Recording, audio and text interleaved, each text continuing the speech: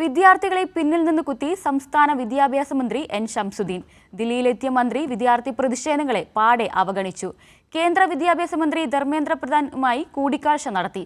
കൂടിക്കാഴ്ചയിൽ സമരം അവസാനിപ്പിക്കാൻ ഇടപെടൽ ഉണ്ടാകണമെന്നും ആവശ്യപ്പെട്ടില്ല. അതേസമയം SSK ഫണ്ട് PM ശ്രീയുമായി കൂട്ടിക്കെട്ടി തടഞ്ഞുവെക്കരുതെന്ന മുൻ LDF സർക്കാരിന്റെ നിലപാട് ശരിവെക്കുകയും ചെയ്യുന്നുണ്ട്.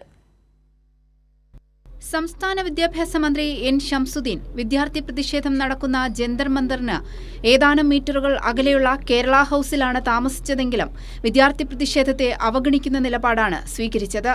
CJP സമരവേദിയിലേക്ക് തിരിഞ്ഞു നോക്കാൻ പോലും തയ്യാറാകാത്ത സംസ്ഥാന വിദ്യാഭ്യാസ മന്ത്രി കേന്ദ്ര വിദ്യാഭ്യാസ മന്ത്രിയുമായി കൂടിക്കാഴ്ചയും നടത്തി. കോൺഗ്രസും ലീഗും ഉൾപ്പെടെ ധർമ്മേന്ദ്ര പ്രധാന്റെ രാജി ആവശ്യപ്പെട്ട് തെരുവിൽ സമരം ചെയ്യുമ്പോഴാണ് എൻ ശംസുദ്ദീന്റെ കൂടിക്കാഴ്ച. ചർച്ചയിൽ സമരം അവസാനിപ്പിക്കാൻ ഇടപെടണമെന്ന് പോലും ആവശ്യപ്പെടാൻ മന്ത്രി തയ്യാറായതുമില്ല. അതേസമയം കൂടിക്കാഴ്ചയിൽ സമഗ്ര ശിക്ഷാ അഭിയാൻ പദ്ധതി പ്രകാരം കേരളത്തിന് ലഭിക്കാനുള്ള 1500 കോടി രൂപ ഉടൻ അനുവദിക്കണമെന്ന് കേന്ദ്രത്തോട് വിദ്യാഭ്യാസ മന്ത്രി ആവശ്യപ്പെട്ടിട്ടുണ്ട്. SSK ഫണ്ട് PM ശ്രീ പദ്ധതിയുമായി കൂട്ടിക്കുഴയ്ക്കരുതെന്ന് കേന്ദ്ര വിദ്യാഭ്യാസ മന്ത്രിയുമായുള്ള കൂടിക്കാഴ്ചയിൽ ആവശ്യവും ഉയർത്തി.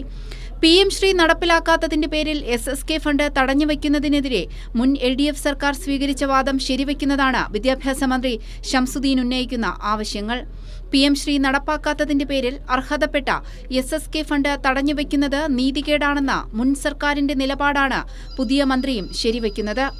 കേരളി ന്യൂസ്, ദില്ലി.